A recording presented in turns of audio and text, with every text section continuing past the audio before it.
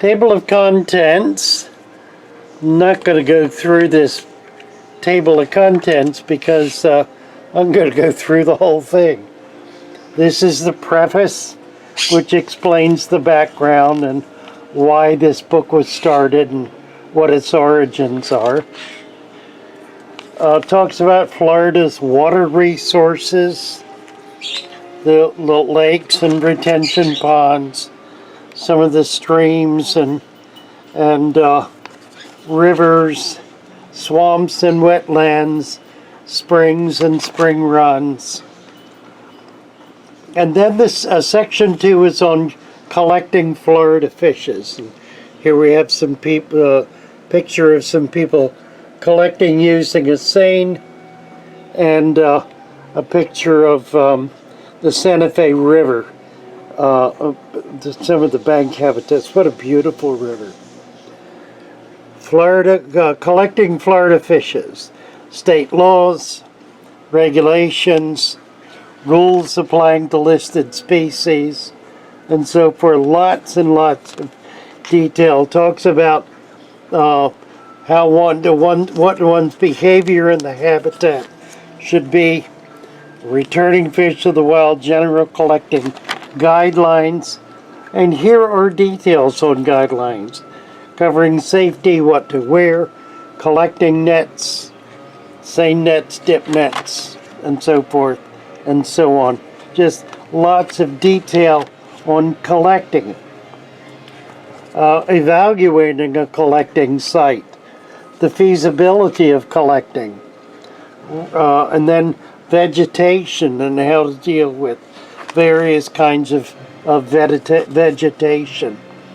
Collecting at banks, sandbars, obstructions, boat ramps, habitat photos here, showing some of the places where people actually collect under bridges, along ditches running alongside roads, and roadside ponds.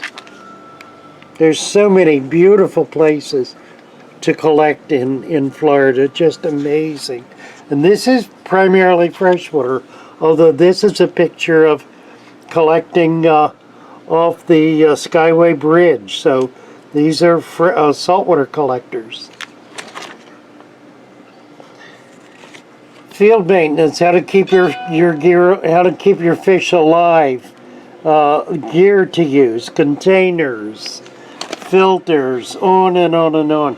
How to set up your trunk, the back of your vehicle, so that you can keep stuff going. And then it discusses the various seasons, the wet season, the dry season, the 4 areas of Florida. This is covered, the book is kind of broken down into these 4 areas: the Panhandle, Northern region, Central region, and Southern region. Time of the year to collect, focusing primarily on the summer months. Collecting site and species data. And this says section 3 is the most extensive. It covers all of the collecting sites and species, data on species. This explains how the collecting site data is organized. And then we get into enormous detail here on collecting site and species summaries, giving the latitude and longitude, the location, and the species collected at those locations, with references to a map which is at the back of this section. Detail after detail, all of the native and invasive species found in Florida waters. Enormous detail. This is all by location, so these are many good collecting locations all throughout here, page after page after page of collecting locations, the species that are available at those locations. Here's a wonderful picture of an area that snorkeling is very effective in, and we can see that. There it is. Great picture. And then we have the maps. And the maps cover, again, the 4 regions. Get this spread out so you can see it. The 4 regions of Florida. This is the Gulf of Mexico, the Panhandle. Then the Atlantic, which is kind of the central region, and the Gulf of Mexico. And of course there are zones for each of these which correspond to the charts that we were just looking at. Species location list. So now we have a list of animals by species running along the top and where they can be found on these maps. So an enormous amount of detail on all of the many species of fish. Each column is a different species of fish, corresponding to a map and locations on those maps. So literally hundreds of species are listed here, page after page of species, where they can be collected. Okay, and then the next section is, this is an interesting graph of the rivers, the surface rivers of Florida, from all the way up into the Panhandle, all the way down, which goes up into Alabama and Georgia because it traces the rivers up. The next section 4 is habitat and collecting method review by genus of Florida native fish, and it covers all of the genuses of fish.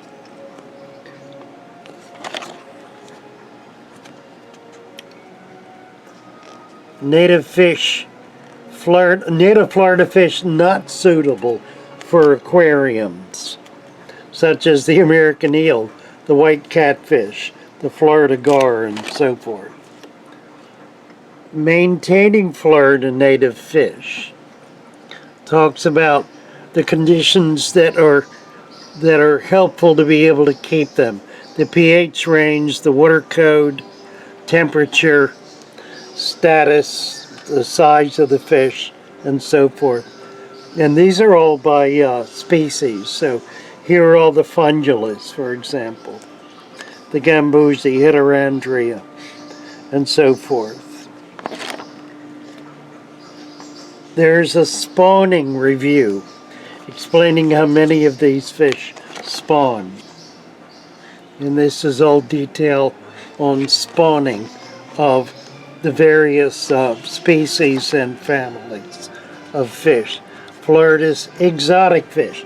So these are a list of those fish that are non-native but nevertheless found in Florida as essentially invasive species, and there are many of them. Pages of those. Let's see now. This is regionally established populations of non-native fish. Is it just non-native? It looks like it. Mayan cichlids, clown knife fish, tilapia. Yes, that's what this is. This is established populations of non-native fish, where they're located, and so forth on the maps.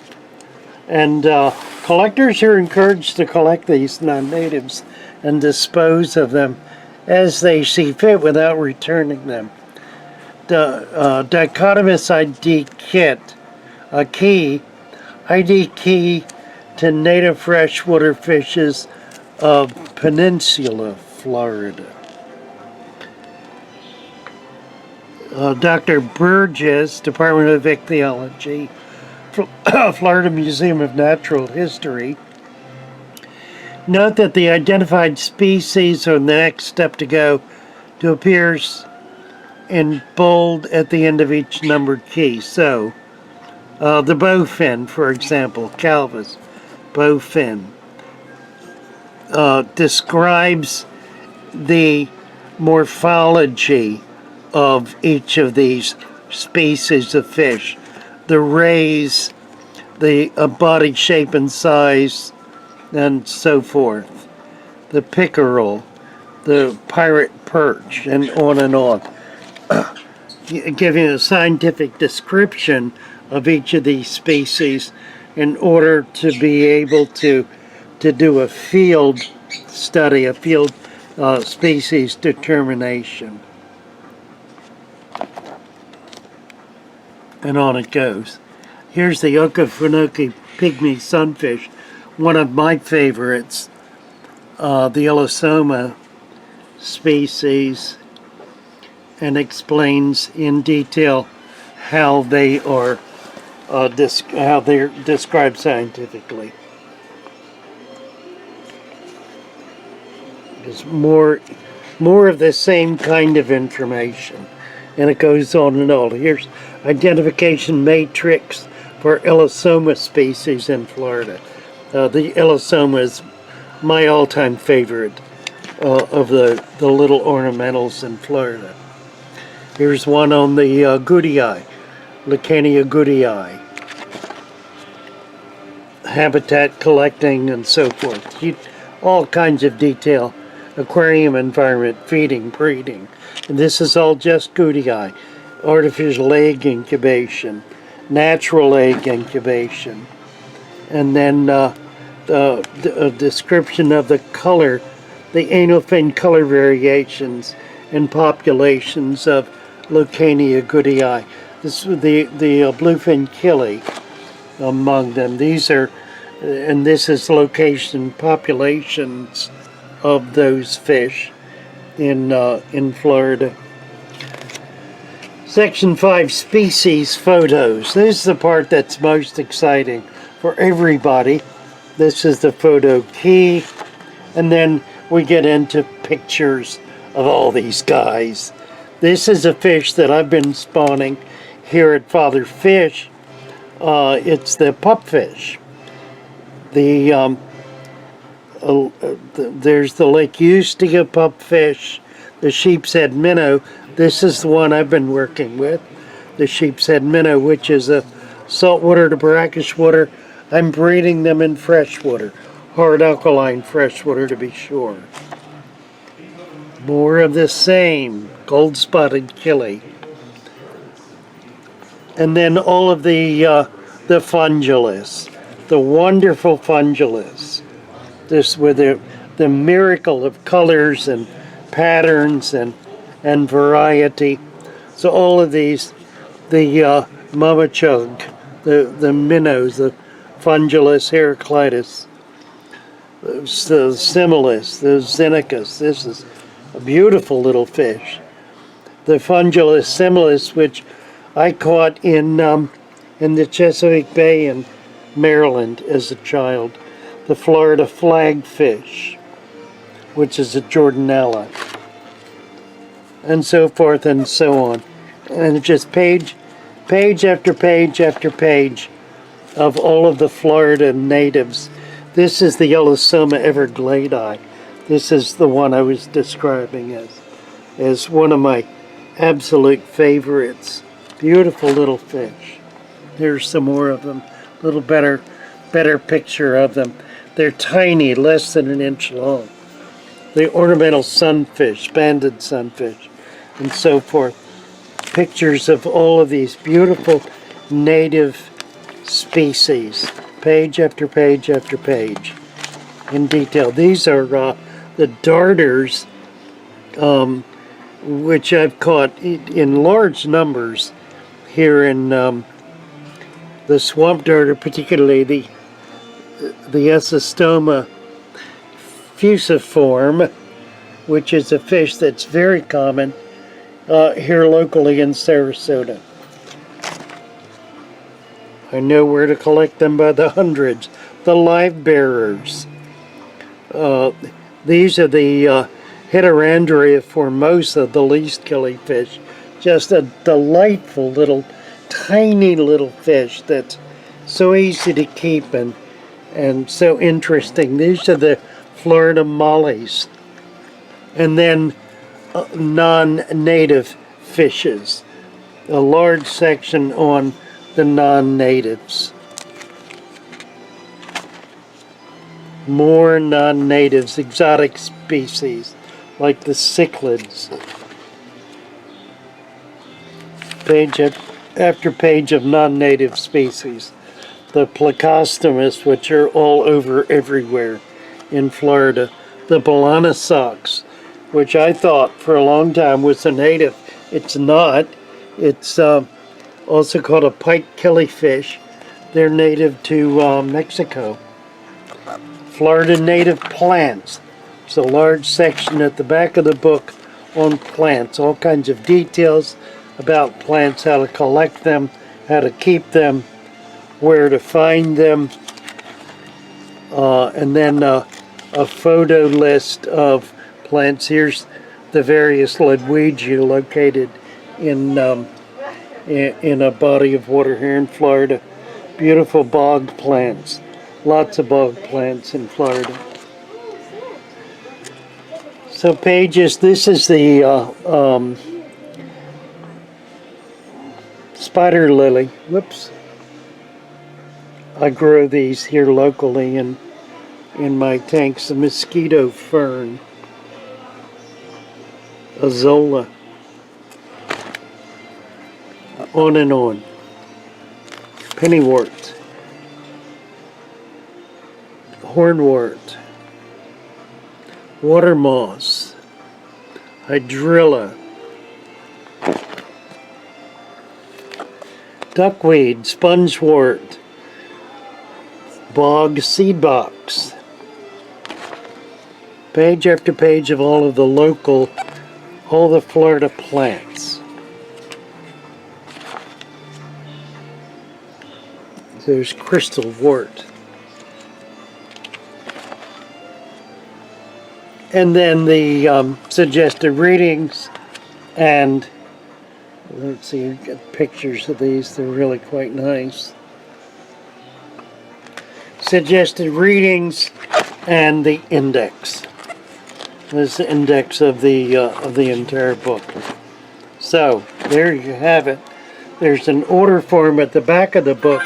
I'm going to be talking to the guys about trying to get this republished. They are discussing it.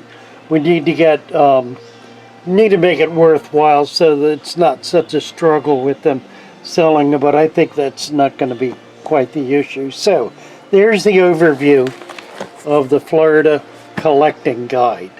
There we go. Sorry about the terrible camera work. I'm sitting here holding it by hand, so maybe you've got a little bit of a sense of what the guide is all about. Thanks for paying attention and hanging in there with me. I did want to do this. There have been a couple of requests for me to review the guide, so I'm happy to do that. I'll try to get this published right away. Thank you. Good to see you all. Father Fish.